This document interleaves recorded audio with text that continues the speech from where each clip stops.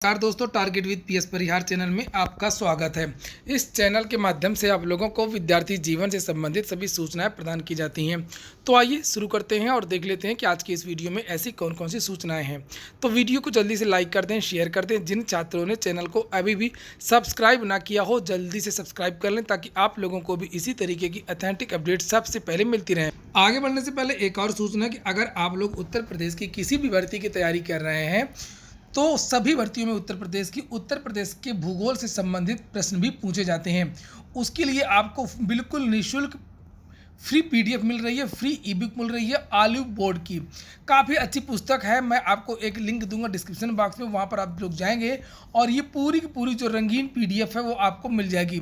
जैसे आप लोग यहाँ पर देख सकते हैं उत्तर प्रदेश में कितने गांव हैं, कितने मंडल हैं, क्या संस्कृतियाँ हैं, जो भी चीज़ें हैं उत्तर प्रदेश की भूगोल से संबंधित सभी चीज़ें इस पुस्तक में दी हुई हैं। काफ़ी अच्छी पुस्तक है। मैं कमेंट बॉक्स में भी उसकी लिंक दे दूंगा, आप लोग वहाँ से जा करके इसको डाउनलोड कर सकते हैं। ये देखिए उत्तर प्रदेश की वनस्पतियाँ हैं, उत्तर प्रदेश के खनिज संसाधन है, बहुत सारी चीज़ें हैं। देखिए अभ्यारण्य वगैरह उत्तर प्रदेश के इसमें दिए हुए हैं। करना कुछ नहीं है, जो मैं लिंक मैंने आपको दी है उस लिंक पर जाएंगे आप लोग, ईमेल डालेंगे, पासवर्ड डालेंगे, एक मोबाइल नंबर डालेंगे और सीधे की सीधे ये जो पीडीएफ है वो आपके मोबाइल में सेव हो जाएगी। चलिए शुरू करते हैं आज की सूचना को। सबसे पहले बात कर लेते हैं उत्तर प्रदेश अधीनस्थ सेवा चयन आयोग की। यूपी पीईटी की कल परीक्षा होने जा रही है। 2 पालियों में ये परीक्षा होगी। उसको लेकर के बहुत सारे समाचार पत्रों के माध्यम से ये जानकारी दी गई है। जानकारी ये दी गई है कि यूपी में पहले बागपत जिले के कुछ परीक्षा केंद्र बदले गए थे, अब कुछ और भी जिलों के परीक्षा केंद्र बदले गए हैं। तो सभी लोग एक बार परीक्षा देने से पहले अपने अपने एडमिट कार्ड जरूर चेक कर लें। जिन जिलों के परीक्षा केंद्रों में बदलाव किया गया है उनके यहाँ पर नाम लिखे हैं कि आगरा, औरैया, लखीमपुर खीरी, अमरोहा, मुजफ्फरनगर, अमेठी, महाराजगंज, गाजीपुर, आजमगढ़ और हमीरपुर में जिन छात्रों का परीक्षा केंद्र था वो अपना अपना जो परीक्षा केंद्र है एक बार और चेक कर लें। परीक्षा देते समय कुछ और बातें भी मैं आपको बता दूं जिनको ध्यान रखना जरूरी है कि सामान्यतः जो बड़े शहर हैं वहां पर ट्रैफिक की बहुत अव्यवस्था होती है जिस दिन कोई परीक्षा होती है। इसलिए आप लोग कोशिश करें कि परीक्षा में जो समय बताया गया उसके 2 घंटे पहले ही परीक्षा सेंटर पर पहुंच जाए। हालांकि इसमें ये लिखा हुआ है कि परीक्षा, ये साफ साफ लिख दिया कि परीक्षा केंद्र पर परीक्षा प्रारंभ होने के निर्धारित समय से 2 घंटा पूर्व परीक्षा केंद्र के मुख्य द्वार पर पहुंचना अनिवार्य है और परीक्षा प्रारंभ के आधा घंटा पहले ही मुख्य द्वार बंद कर दिया जाएगा। तो जो टाइमिंग दी हुई है इस बार ऐसा नहीं होगा कि आपको 10 मिनट देरी से प्रवेश दिया जाए।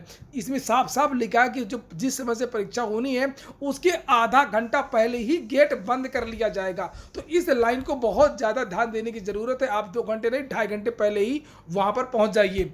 और वहीं पर यह लिखा हुआ है कि किसी भी दशा में अभ्यर्थी को परीक्षा के कक्ष में प्रवेश नहीं दिया जाएगा। परीक्षा प्रारंभ होने के पश्चात आपको 1 मिनट का भी समय नहीं दिया जाएगा। अतः परीक्षा केंद्र पर यथा समय पहुंचना सुनिश्चित करें। जैसे यूपी ने कह दिया था साफ साफ पहले ही कि जो लास्ट डेट है आवेदन की वो नहीं बढ़ाई जाएगी और फिर वो नहीं बढ़ाएगी। किसी भी विद्यार्थी को कोई भी मौका नहीं दिया गया। कोविड प्रोटोकॉल को लेकर के भी कुछ बातें हैं कि उसको अगर किसी ने कोविड प्रोटोकॉल का पालन नहीं किया तो उसके खिलाफ भी अनुशासनात्मक कार्रवाई की जा सकती है। और यहाँ पर लिखा है कि आपको क्या लेकर के जाना, ये सब बातें आपको पता है लेकिन मैं फिर से आपको रिपीट कर दूं और इनकी जो खास बातें हैं वो मैं आपको बता दूं। यहाँ पर जैसे लिखा हुआ कि Aadhaar card, driving licence, passport, PAN card, मतदाता पहचान पत्र की मूल प्रति यानी ओरिजिनल आईडी होनी चाहिए और एक छाया प्रति एवं नवीनतम पासपोर्ट साइज की 2 फोटो। एक बात और बता दूं कि आप लोग वही आईडी ले जाएं क्योंकि आईडी के नाम इत्यादि में कभी कभी भिन्नता हो जाती है, स्पेलिंग में भिन्नता हो जाती है, इसलिए और कभी कभी तो डेट ऑफ बर्थ में भी भिन्नता हो जाती है। इसलिए जो भी आप आईडी लेके जाएं, चाहे आधार कार्ड लेके जाएं, चाहे वो ड्राइविंग लाइसेंस लेके जाएं, उसकी स्पेलिंग आप लोग मैच कर लें। जो आपके एडमिट कार्ड में जो स्पेलिंग सही हो जिस आईडी की, तो वही आईडी लेकर के वहाँ पर जाएँ, अन्यथा कोई भी वहाँ पर समस्या आपको हो सकती है। आईडी के साथ में फोटोकॉपी जरूर करवा लें, आज ही फोटोकॉपी करवा लें और अपनी 2 पासपोर्ट साइज की फ़ोटो भी ले जाएं। परीक्षा हॉल के अंदर आपको कुछ भी नहीं ले जाना है। पर्स अलाउ नहीं है, घड़ी अलाउ नहीं है और सादा कागज भी अंदर नहीं लेकर के जाना है, नहीं तो अनुशासनात्मक कार्रवाई की जा सकती है। इसको भी आप लोग याद रखिए। जैसे यहाँ पर लिखा 5 नंबर में, अभ्यर्थी किसी भी तरीके का mobile phone, iPad, pen drive, hard disk, data card, calculator, किसी भी तरह की हाथ की घड़ी, ना सुई वाली, ना डिजिटल, ना मैनुअल, कोई नहीं, कोई भी विद्युत की सामग्री नहीं होनी चाहिए। इलेक्ट्रॉनिक डिवाइस तार इत्यादि कोई भी चीज़ जो धातु से बनी हो, चूँकि मेटल डिटेक्टर लगेगा गेट पे ही। लिखा है कि किसी भी तरीके की मशीन नहीं ले जाना है, कागज़ की बनी सारणी भी नहीं ले जाना है, कोई भी ग्राफ शीट नहीं होनी चाहिए, कोई भी मानचित्र भी नहीं होना चाहिए, स्लाइड रूल भी नहीं होना चाहिए। इसको लेकर के परीक्षा केंद्र के अंदर आप लोग नहीं जाएंगे, तो इस बात को भी आपको ध्यान में रखना है।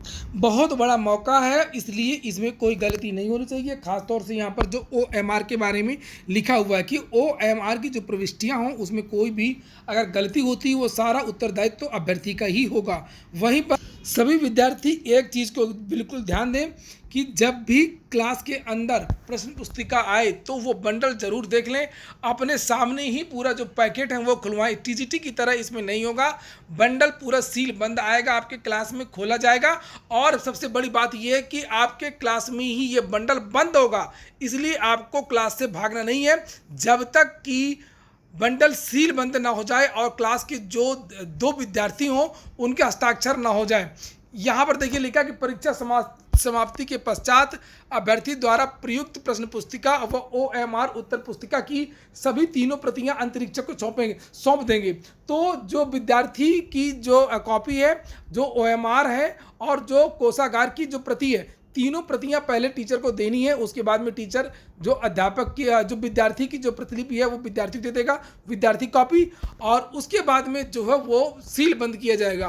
क्लास में सील बंद होगा, बाहर नहीं होगा, इसलिए आप लोग उसको अपने सामने सील बंद करवाइए और उसमें आपका सिग्नेचर होगा। देखिए यहाँ पर लिखा है कि पैकेट सील बंद पैकेटों पर परीक्षा कक्ष में उपस्थित कम से कम 2 अभ्यर्थियों के हस्ताक्षर भी कराए जाएंगे।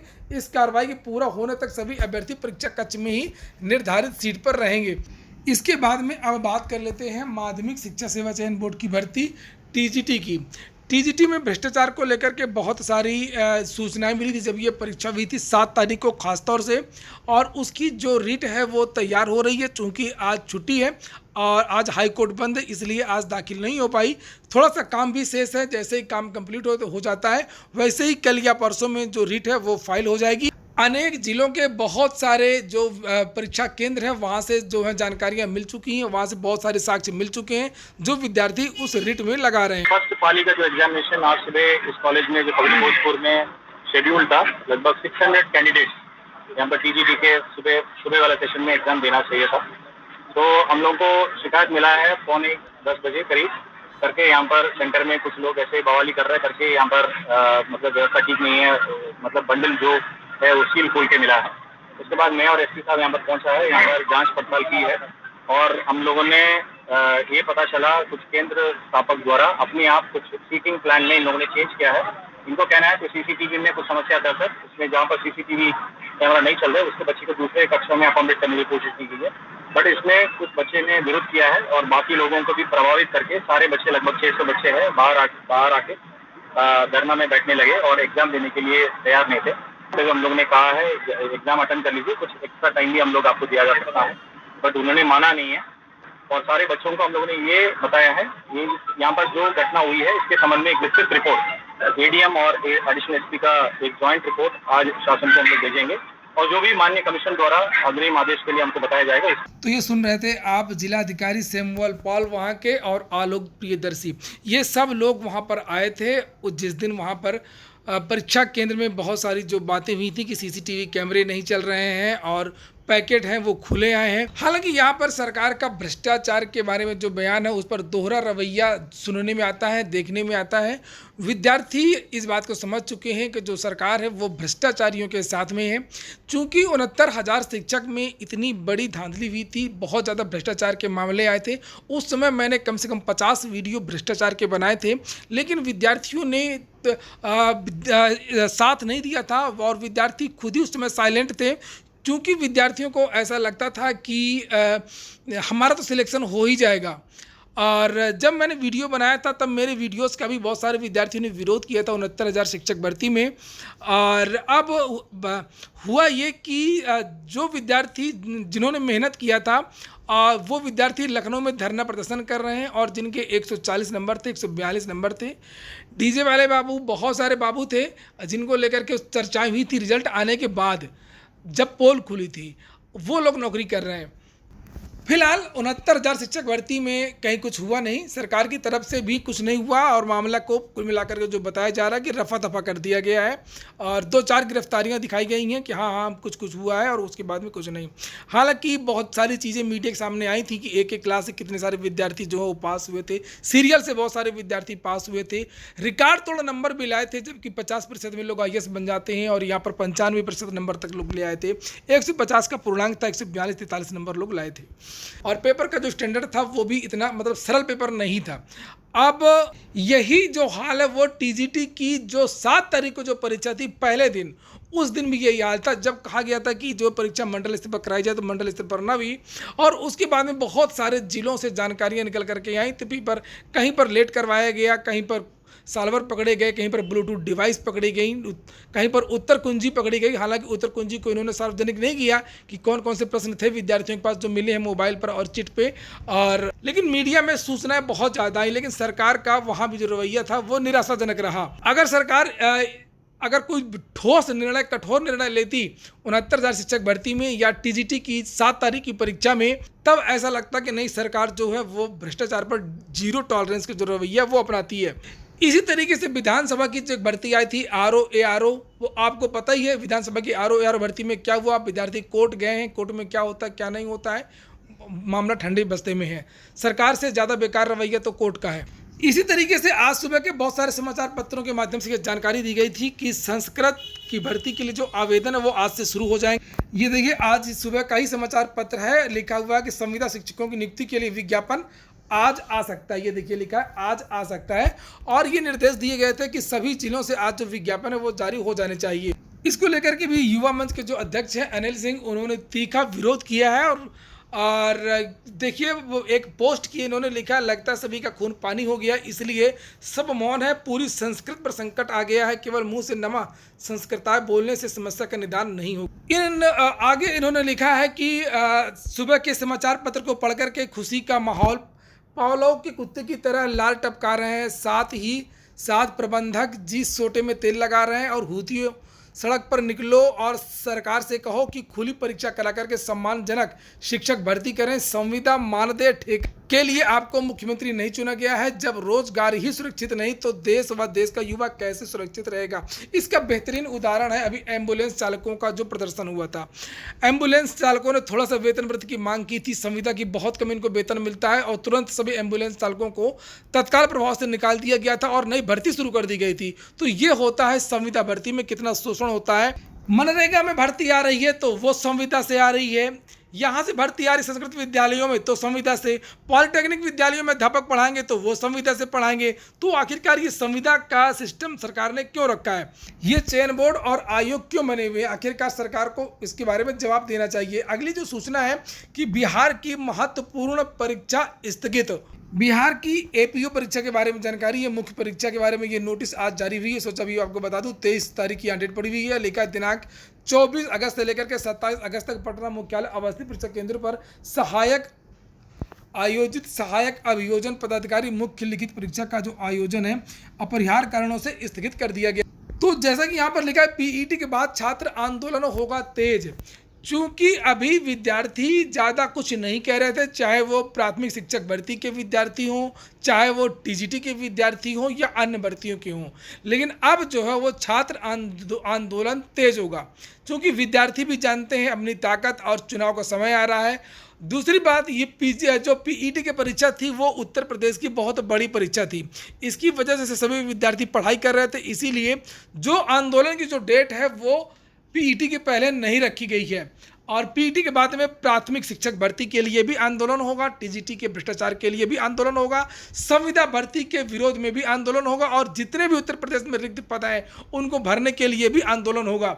इसके लिए आंदोलन की शुरुआत हो चुकी है। 1 सितंबर को प्रयागराज में बालसन चौराहे से ये आंदोलन होगा। युवा मंच ने इसके लिए लगातार जो पोस्टर बैनर है वो जारी कर रहा है, और देखिए यहाँ पर लिखा हुआ है कि इनके झूठे फर्जी व प्रोपेगेंडा जवाब रोजगार आंदोलन खड़ा कर ही दिया जा सकता है और इसकी शुरुआत 1 सितंबर को प्रयागराज से हो रही है।